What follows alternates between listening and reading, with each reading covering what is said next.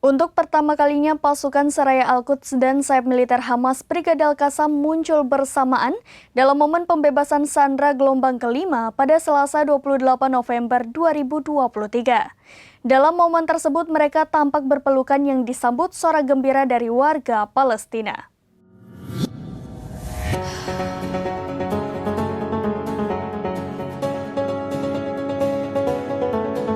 Untuk pertama kalinya, pasukan Saraya Al-Quds dan sayap militer Hamas Brigade Al-Qassam muncul bersamaan dalam momen pembebasan sandera gelombang kelima pada Selasa 28 November malam.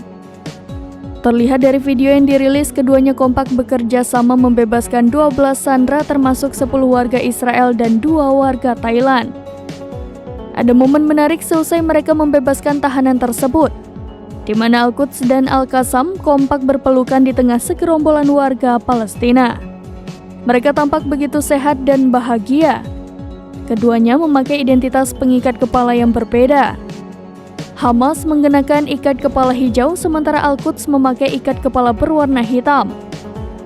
Dalam momen bahagia itu, mereka disambut teriakan oleh seluruh warga Palestina. Sebagaimana diketahui, Hamas dan Israel telah sepakat memperpanjang gencatan senjata hingga Rabu 29 November.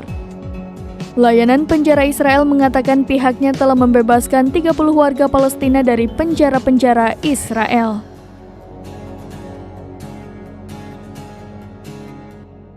Demikian informasi terkini, Syederalun saksikan terus berita lainnya di kanal YouTube Serambi News, website dan Facebook serambinews.com.